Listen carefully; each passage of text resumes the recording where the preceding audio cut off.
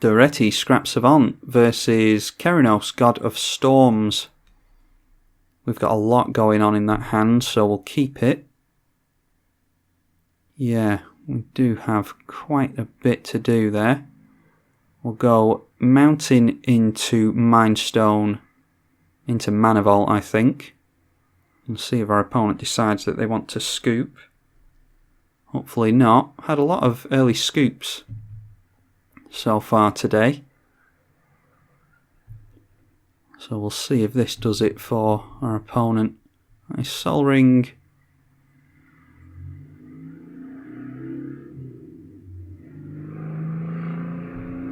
Into Mind Stone. And then the single mana from the Mind Stone can take us into a Mana Vault, and we can get a turn 2 Daretti with more mana held up.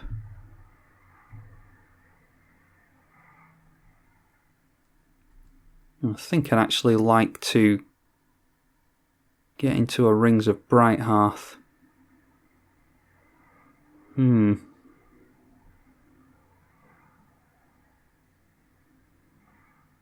No, we'll leave it for now. See what we draw into next turn. We can actually still Daretti and Rings of Brighthearth next turn if we want to.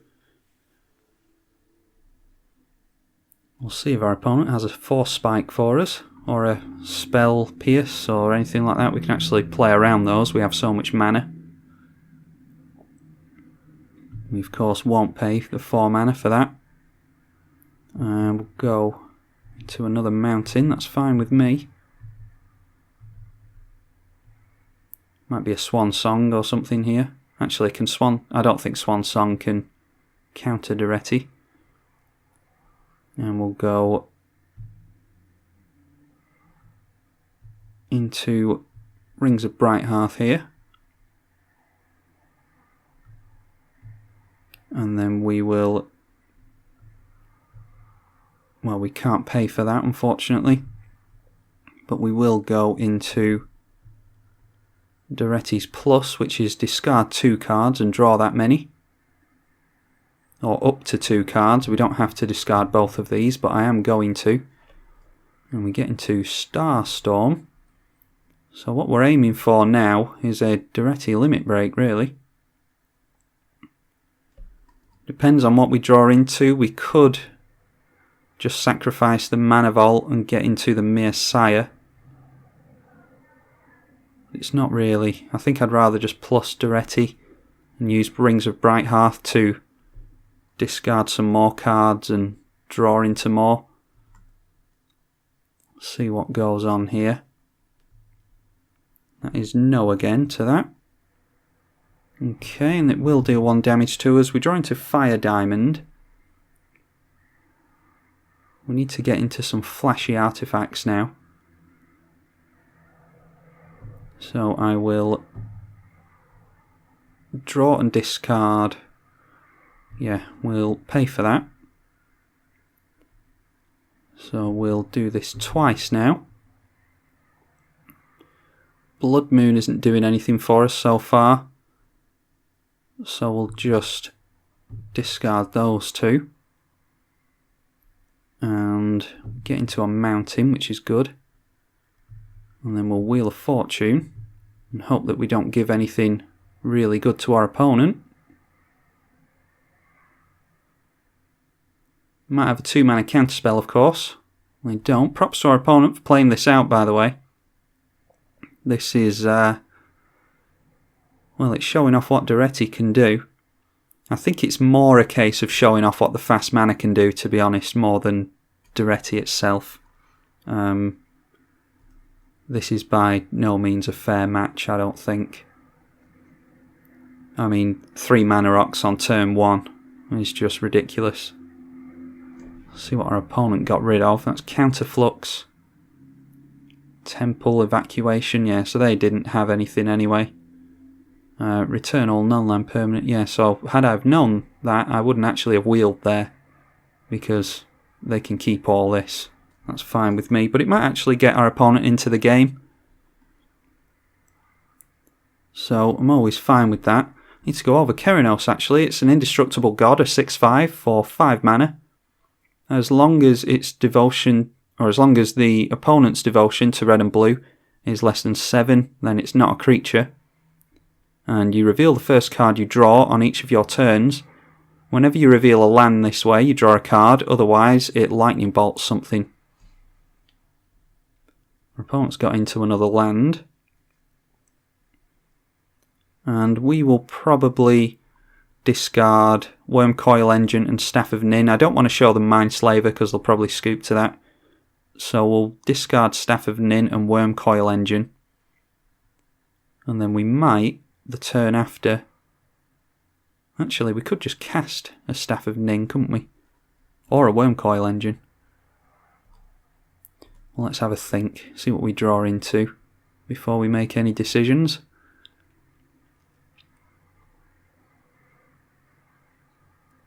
Mana Vault is going to be one of the first things we sacrifice. Okay, Faithless Looting isn't terrible. So we have 3, 6, 8 mana. I think we'll just go for a Worm Coil Engine here. And then we'll discard Staff of Nin and Mindslaver. They might counter this. And they don't. So we will discard these two. I don't want to do that because I want to Faithless Looting. So we'll just do it the once. And I'll hammer its Archive, an absolute bomb in this deck. You get so much value out of it, especially when you've got a Worm Coil Engine. You can get double the life from that. Go for Faithless Looting, and we can discard we'll just get rid of a couple of... We'll get rid of the Chain Reaction. I don't think it's going to do anything this game. And the reason that I didn't go for the Great Furnace being discarded and the Servo Schematic is because they are good sacrifice fodder, which we might need to bring back our Worm Coil Engine. Just have to hope that our opponent doesn't have a means of getting into an overloaded Vandal Blast. Would make for a good game though, if they could get into that. Unfortunately, they haven't done anything yet. We're going to slam down the Alhamrit's Archive. Oh, and Paradox Engine as well. 1, 2, 3, 4, 5. Then we Servo Schematic for 2. I mean, I think we have to go for that. Paradox Engine is just a really obnoxious card. I mean, it might get countered here. If our opponent has counters, then they should counter Paradox Engine. Whenever you cast a spell, untap all non-land permanents you control. I might actually minus Daretti to get this thing onto the battlefield. And they're thinking about it.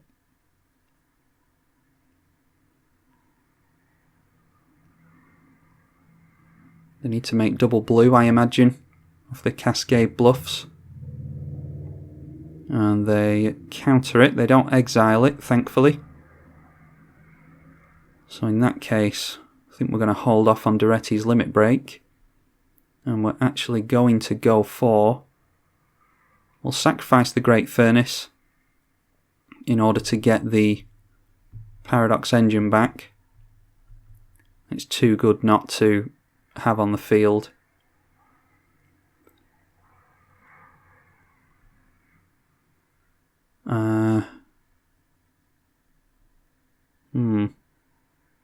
No, I don't want to do that yet. Next turn, maybe.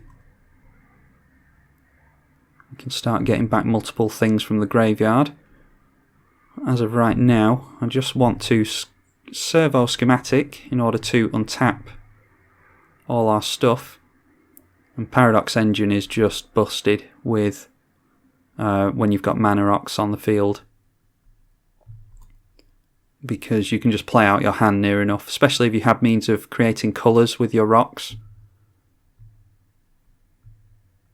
which we don't, but we don't actually have any coloured things in our hand, so luckily for our opponent, we're actually going to kill the Mind Stone here, because that'll draw us a couple of cards.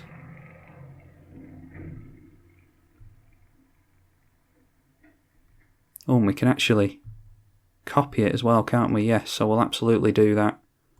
So that will draw us 2 cards per activation.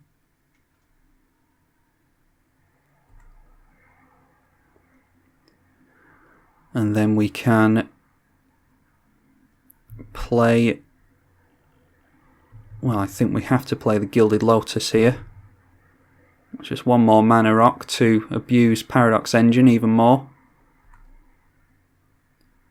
And this, I fully appreciate that this has turned into, or it was since the beginning, a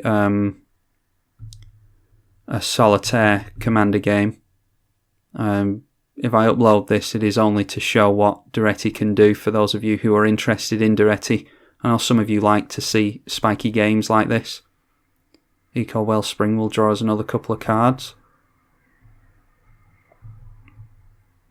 But yeah, just know that I'm not trying to showboat on my opponent or disrespect their time. I am just trying to show what Daretti can do. So we have nothing else to do. We're going to get some life with the Wormcoil Engine. This will gain us 12, thanks to Alhamret's Archive.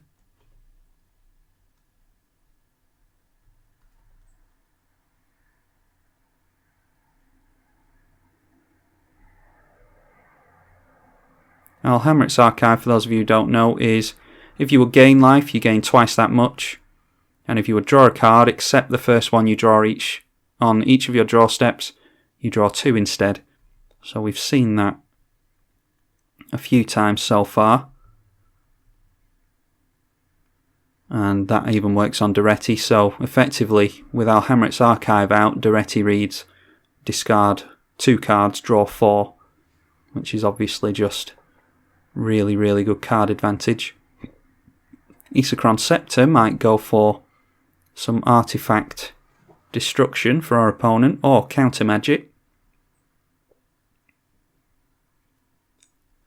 They go for a braid, so they can start destroying things. Now the question is, do they go for Paradox Engine, or do they go for something else?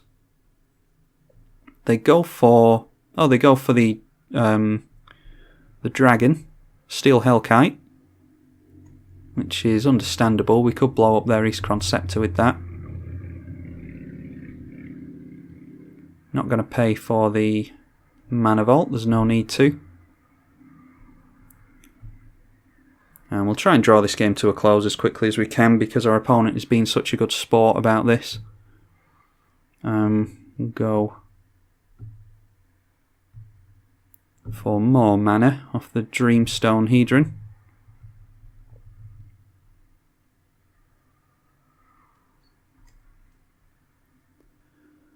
And then with Daretti we will discard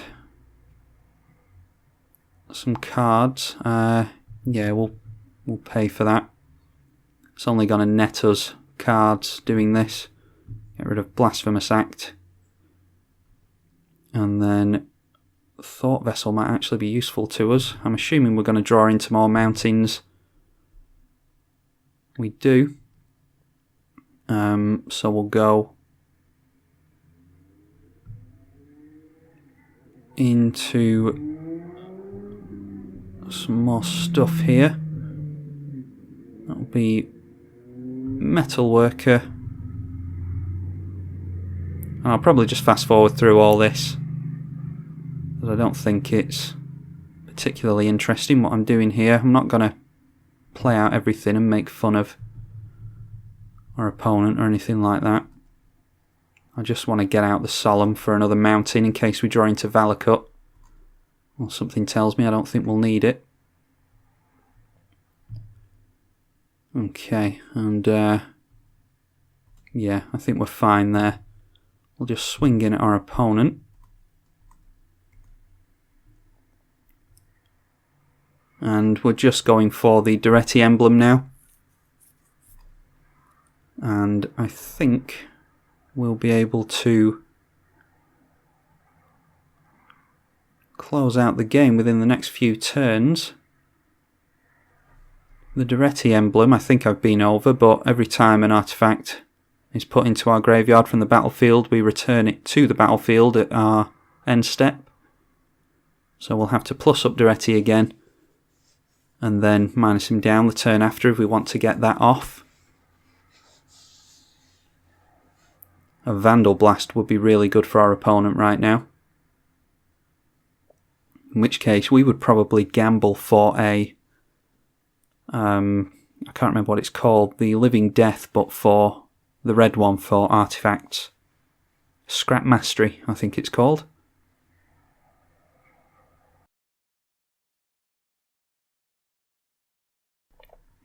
Alright, our opponent does have something. They've gone for Comet Storm, which is deal 3 damage to the metal worker, which, I mean, on any other...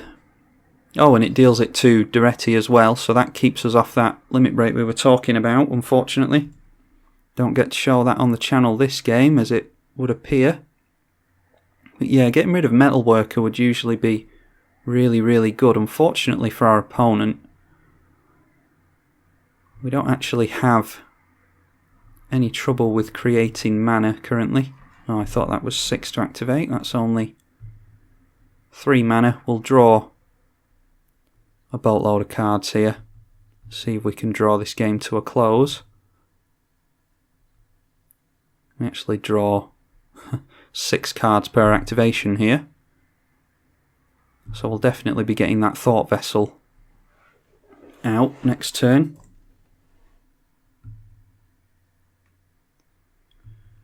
Okay, actually I've completely forgotten about this thing. Do we wheel? No, we're nowhere near the wheel yet.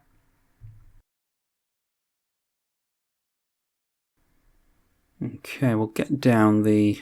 What else have we got here? Nothing else, so we'll go for Temple of the False God. Tap down our rocks. And we'll go into Thought Vessel first of all. Then we'll get down Commander Sphere as well. And I think we're just going to Kiki-Jiki into a Worm Coil Engine. Oh, we might as well get down the Grim Monolith as well. Try and do this as quickly as I can. I don't want to disrespect our opponent any more than I feel like we are doing. But big props to our opponent for sitting through all this. It's been a pretty unfair game. There's not a whole lot you can do about your opponent getting into lots of mana rocks on the first turn. We'll go for Indestructible Artifacts, so that switches off what's it called? Vandal Blast. Doesn't switch off Cyclonic Rift though.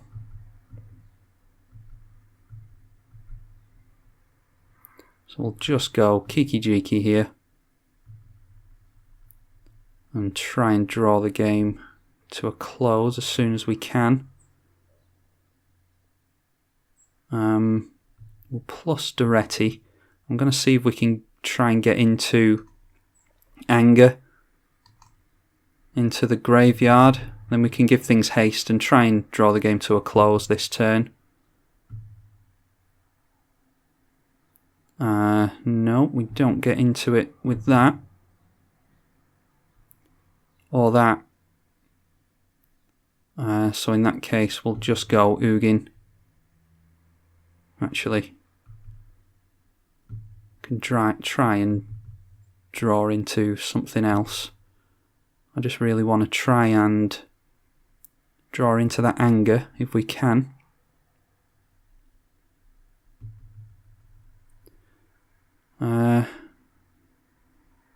No. Okay. Well then in that case, just get this thing down. And we'll get the tokens from that. We can go for Ugin as well. And lightning bolt our opponent. And then we'll just get down as much as we can to try and make it so that we can draw the game to a close next turn. Unfortunately, not able to do it this turn. Actually, we may be able to if we copy the mere battle sphere. And I completely forgot that we could copy that with Rings of Brighthearth.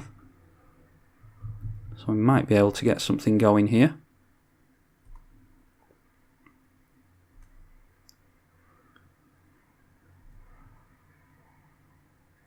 Okay, so there we go. We're going to swing in with everything. And then off one of these mere battle sphere triggers, we are going to make use of it. We'll tap down all the mere that we have.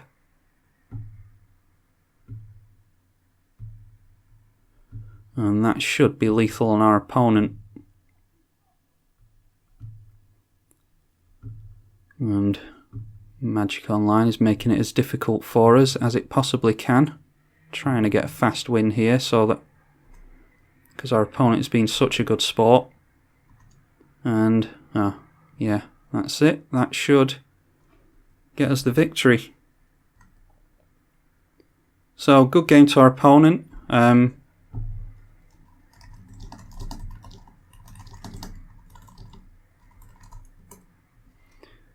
Yeah, they had chain reaction, they've just revealed. Whoops.